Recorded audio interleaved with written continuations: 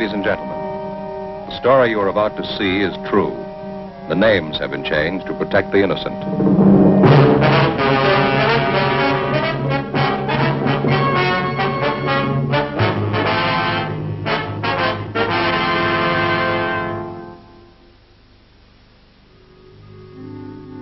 This is the city. Everything in it is one way or the other. There's no middle ground. Narrow alleys. Broad highways. Mansions on the hill. Shacks in the gullies. People who work for a living and people who steal. These are the ones that cause me trouble. I'm a cop.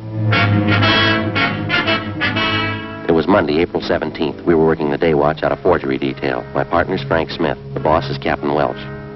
My name's Friday. We'd gotten reports of an expert check forger operating again in the city. She'd written more than $20,000 in bad checks. We had to stop her.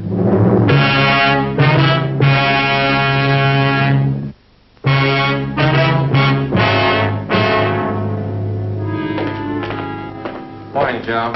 Hi, how'd the weekend go? Oh, pretty slow. Stayed home, did some gardening. How about that new lawn you put in? How's it doing? Well, there's only one solution. If we want to garden, we're going to have to move. Well, why? What's the matter now? Same old thing. Gophers? Happens every year. I don't know why I try anymore. It's just a waste of good grass seed. Joe, Frank, Yeah, Ferguson. Captain wants to see us. Okay. What's up, Fergie? You ain't gonna like it. What's that? Skipper will brief us.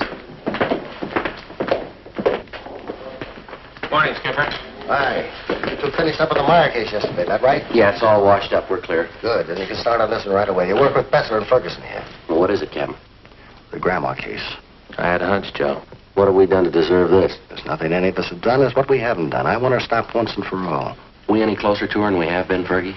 Just about the same, Joe. That's the reason I'm putting two more of you on it. How well do you know this case? Well, just what we've heard around the office. Frank? Same here. I could stand some briefing. Ferguson? Connick, you must have heard how she operates 3 months out of the year, April, October, and December. That's all. She's never been known to change the schedule? Not as far as I know. She's been doing it the same for 9 years. All the phony checks she cashes are personal checks. That's right. She never writes them less than $2, never more than 100. 9 years. She been going that long? 9.5. It'll be an even 10 this October. You want to check them out on the totals, Ferguson? Yeah, up to and including the first of the month, she's cashed 1,273 checks. The total is a little over $22,000. Anything special about the way she writes the checks? Nothing but the signatures. There's an alias list on it that'll knock your eye out. More than 200 different names. Her description's still the same. About 50 years old, kind of plump, nice face. A few minor changes. Last year, she had gray hair, dressed very plain. This year, she dyed her hair black, dresses a little more expensively. 9 years. That's a long streak of luck for any paper hanger. That's just it. This old gal's not just an ordinary paper hanger. She's no amateur, now don't get me wrong. But she doesn't operate like any check forger I've ever known. She contradicts part of her MO, part of it she doesn't. She takes chances an ordinary paper hanger would never take, and she gets away with them.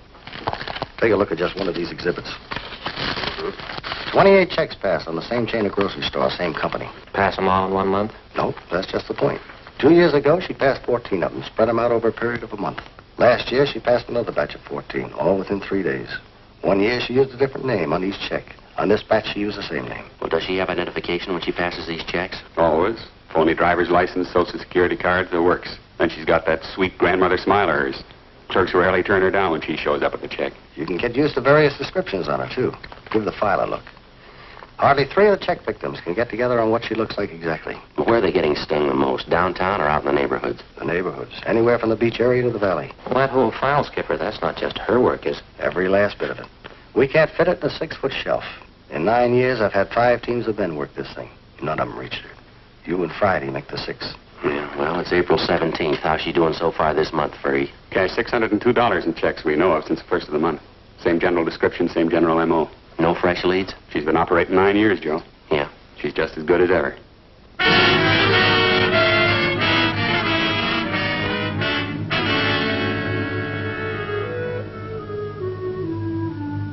To the working detective, there's no tougher job than tracking a lawbreaker who's half professional and half amateur. You can expect a criminal who's entirely professional to react generally the same in a given set of circumstances. The same with the amateur. But take the two, the professional and the amateur, and intermingle their possible and probable reactions. You'll likely have a sound reason why and how an elderly woman could victimize merchants with $20,000 in bad checks over a period of 9 years without being caught. Grandma, as she'd come to be known, worked only 3 months out of each year. April, October, and December. Her apparent fine sense of timing and her knowledge of psychology was far and away superior to that of the ordinary paper hanger. If the file on Grandma was any indication, she apparently had been born to be a successful check forger.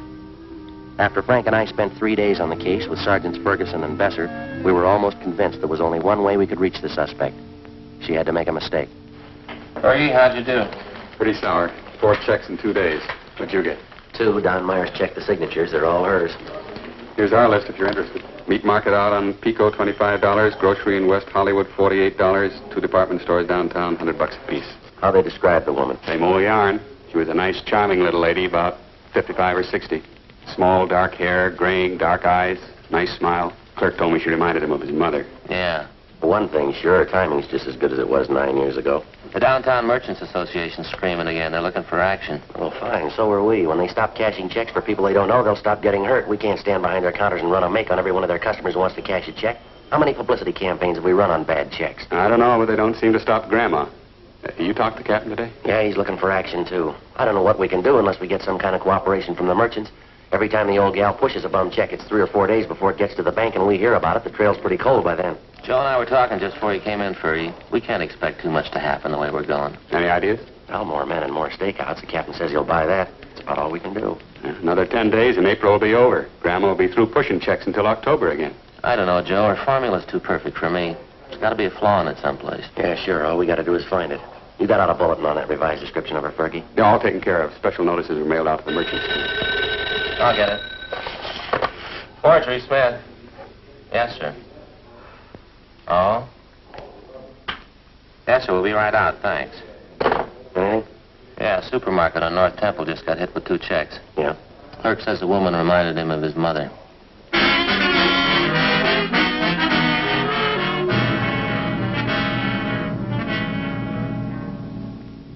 A week passed. The number of stakeouts on business places throughout the city was doubled. The M.O. and the description of the suspect was circulated among the merchants in the downtown and suburban shopping centers. Clerks were especially warned to be on the lookout for. The precautions went for nothing. Grandma's checks kept showing up at the rate of 2 and 3 a day. On April 27th, she passed a check for $50 at a delicatessen on Hollywood Boulevard. We drove out to interview the owner, a Mr. Hammerston. She's the nicest old lady I think I ever met, Sergeant. Sure surprised me. Say, you wouldn't care for a piece of liverwurst, would you? It's a new brand. Don't know whether my customers are going to like it or not. No, thank you. Had you ever seen the woman before, Mr. Hammerston? Oh, I guess she'd been coming in here for at least a week or 2. Said she was new in the neighborhood. We used to get gabbing all the time. Mm-hmm. Did she do much shopping here, sir? Quite a bit, yeah. Always paid in cash. We got to be great friends, you know. Used to talk about the old country, things like that. Well, she said she came from the same town in Finland my folks did. I guess she was just buttering me up, huh? Well, that's the way it sounds, yes, sir. Had you ever refused to cash a check for her? No. She never tried to pass one, just this once, and I did it. Do you have one of those circulars that we sent out on this woman? Well, I'm ashamed to say it, Sergeant, but I have. Hanging right back there in the storeroom. Thing is, I never connected the two, the woman and notice. The way she looks at you, you know? Like it'd be a heel even to question her. How was she dressed the last time she was in? Do you remember that? You know? Had on a black coat. Oh, I told you that. Very plain-looking clothes, like any other housewife. Print dress, some kind of scarf around her neck. That's about all I noticed. How about that description of her in the bulletin we sent you? That fit her pretty well? No, I guess so. Didn't seem exactly plump to me, though. Kind of a nice figure for a woman her age. Well, do you know if any of your customers were acquainted with her? No, I wouldn't know that. She acted as though she knew some of them, but, well, now that this has happened, I can see she was just putting on. She was a great disappointment to me. Well, she is to a lot of people, sir. I used to josh with her all the time. Is that so? Yeah. She seemed like a real good sport. Fine personality, joshing all the time. Just as homey as you please. Mm-hmm. Fits in with the other descriptions. Say, how are you ever going to catch somebody like that? Well, we're not sure we will, sir.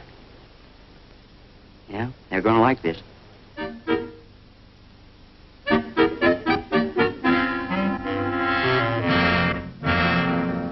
Two days later, on April 30th, right on schedule, the flow of bogus checks in Grandma's handwriting suddenly stopped. If she continued to work by the same timetable she'd been using for the last 9 years, she wouldn't start operations again until the 1st of October.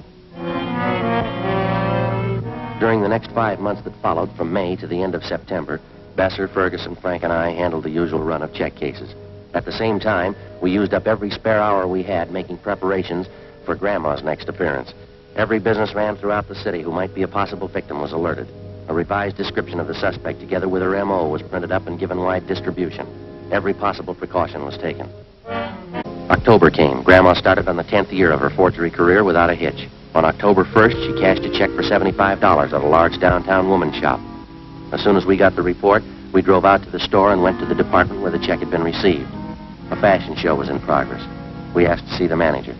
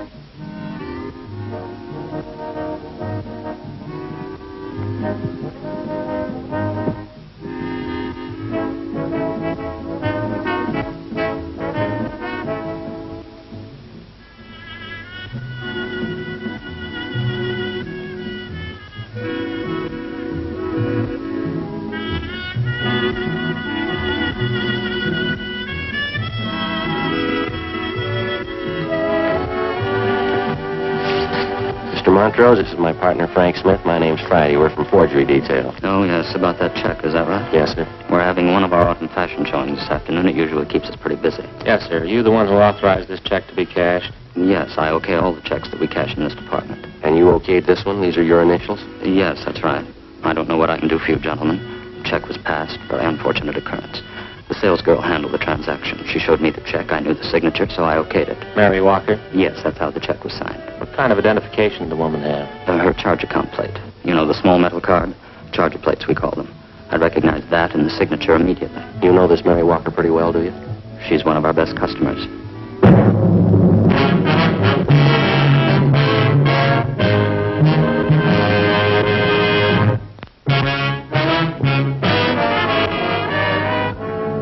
Friday, October 4th, 2 p.m. Before we left the store, we found that another worthless check bearing the signature Mary Walker had been cashed in a different department of the store on the same day as the other forged check.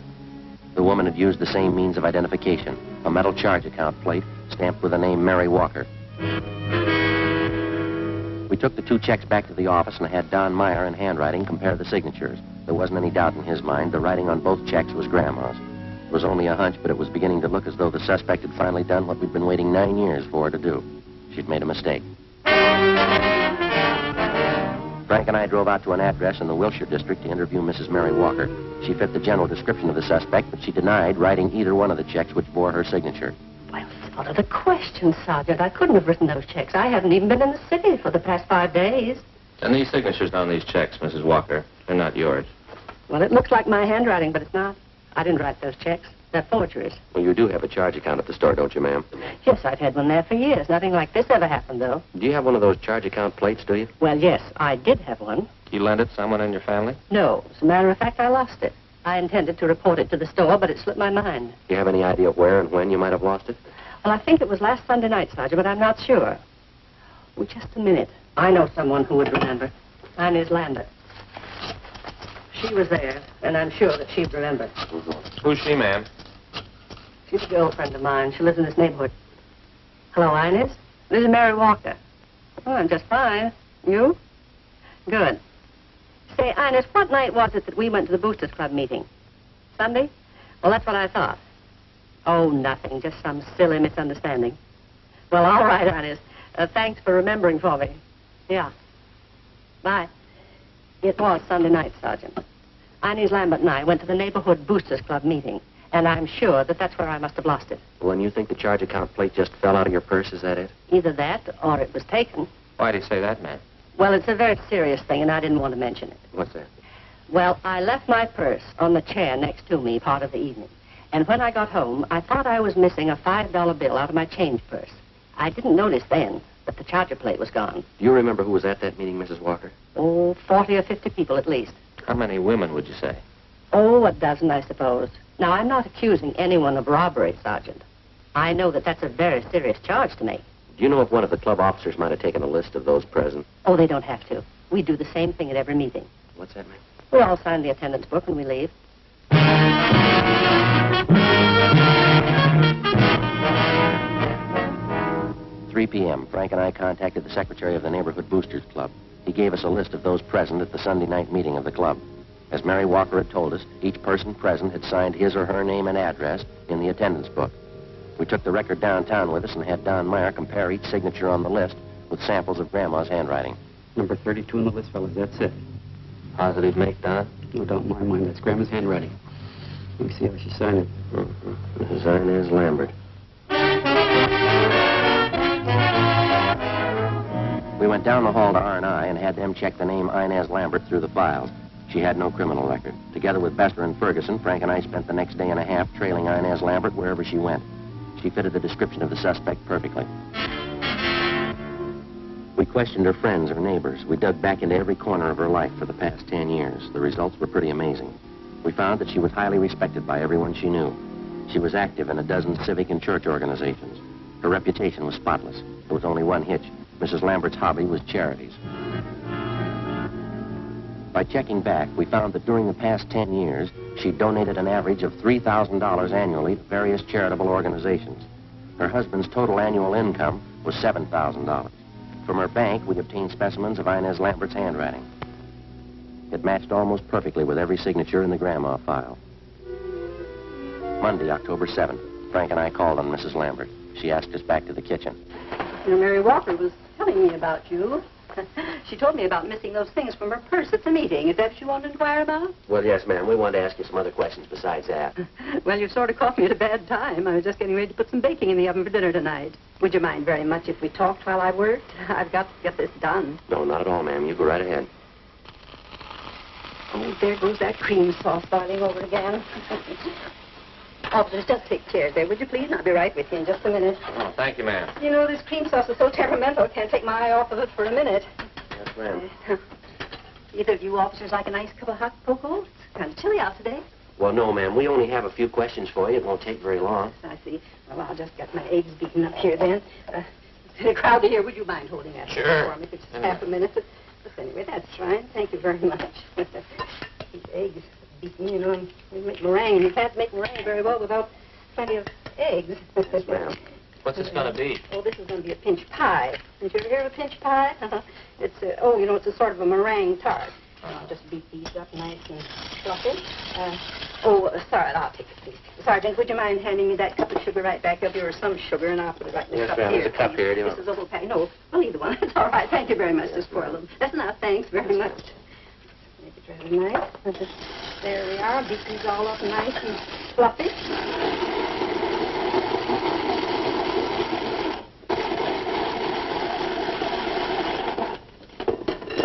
Now, what was it you wanted to know? Well, Mrs. Walker had her charge account plate stolen that night at the Boosters Club meeting. Someone's been using it to cash bad checks in her name. Is that so? Well, Mary didn't tell me that. The same person who's using that charger plate has been cashing bad checks all over the city. Been doing it for some time now. Oh, my. Well, I don't think I can help you, Sergeant. I went to that meeting with Mary. She says somebody must have been in her purse, but I didn't see them. Do you have that charge account plate, Mrs. Lambert? Me? Oh, no. I have my own. Now, let me see. Teaspoonful of vanilla, teaspoonful of vinegar, teaspoonful of water, combined in a small pitcher or cup. We've got good reason to believe you have that charge account plate, ma'am. Did you take it from Mrs. Walker? That's a silly thing for you to say, officer. I told you I have my own charger plate. I never borrow anyone else's. No reason to. Add a few drops of combined liquids and beat constantly. Did you cash 2 checks last week and sign them with Mrs. Walker's name? Why, of course not. Why should I do such a thing? Mary Walker's one of my best friends. I would do that to her, even as a joke. Our handwriting man compared the signatures on those 2 checks, Mrs. Lambert. Both of them match your handwriting. Well, then your handwriting man certainly made a mistake. There's a large Pyrex dish in that cupboard right there. Would you mind getting your corner, I'll please? get it. Oh, on the top shelf, way up. That's right. On the left. No, not those. The big ones. See that one? That's right. That's Pyrex. Don't drop those on your head. There's so many nice dishes. I don't want you to break them. That's fine. That's it. Careful. Good.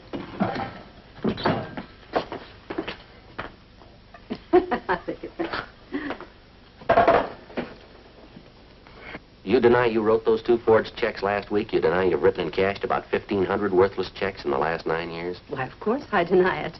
You sure you haven't made a mistake? We're sure, ma'am. Sorry, you'll have to come downtown with us for questioning. What's that? Oh, my cream sauce is boiling over again, Sergeant. Oh, I can't leave the house now, right in the middle of getting dinner ready. My husband would be furious. If you want to talk, couldn't we do it later on? Sorry, afraid not. But you certainly can't accuse me of doing anything wrong. Folks at church will vouch for me. We've got just as many people who say you cheated them. The same people who cashed those checks for you. Quite a few of them, ma'am. 9 years worth. But that's silly. 9 years and cashing checks. I'm sure you must mean somebody else, Sergeant. Well, I've got to get this platter greased. Now, let me see. Heat meringue upon lightly greased platter. Yes, that's right. We don't mean anyone else, ma'am. You'll have to come along with us, Mrs. Lambert. But you can't prove a thing. You can't prove anything about me. We've got a record downtown on every single check you passed since you started. We've got specimens of your handwriting and people to identify you. We know what your income is. We know how much you've given to charities. My donations to charity are my business. You've no right to upset me like this. How many average families give half their income to charity? Can you answer that for us, Miss Lambert? But that's my business. It's none of yours. I certainly have a right to give what I please. The money's got to come from someplace, ma'am. Is that what the checks were for? All right, we're going to lay it out for you, ma'am. We have all the evidence against you that we need. Witnesses, too. We don't know why you've been cashing these checks, but we do know that you have been. Now, I think it'll work out better for everybody concerned if you tell us the truth. I do hope I put enough vanilla in that. Would you like to tell us about it?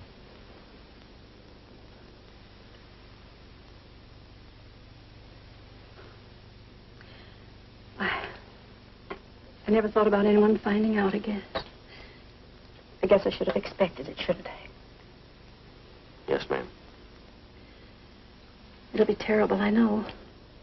He'll never understand. Who's that? Albert, my husband. He'll never understand. Would either of you like a cup of coffee? No, thank you, ma'am. The money wasn't for me, you know. Not $1 of it. I can prove that for you. Yes, ma'am. It was all for charity. There were so many of them. Orphanages and old people's homes and the Christmas Poor Fund. And then the overseas relief charities. Well, they all needed money. Somebody has to take care of them. Your husband didn't know anything about this for 10 years, ma'am? Nothing at all. They were my charities. I had to have money for them. I took the money from people who had it and gave it to those who didn't. What do you think, Sergeant? What's that? Was I wrong? Do you think the good Lord will say I was wrong? Well, I wouldn't know, ma'am. I only wanted to help the poor. He did. He came to help the poor. Well, there's a big difference, ma'am. Yes? He didn't use a checkbook.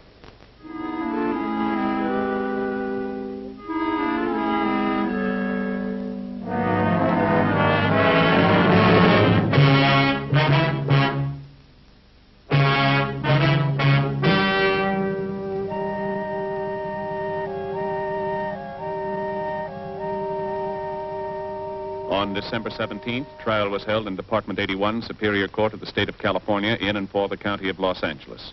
In a moment, the results of that trial.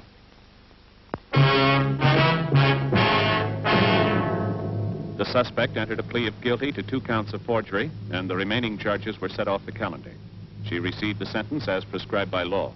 Forgery is punishable by imprisonment in the state penitentiary for not less than 1 nor more than 14 years.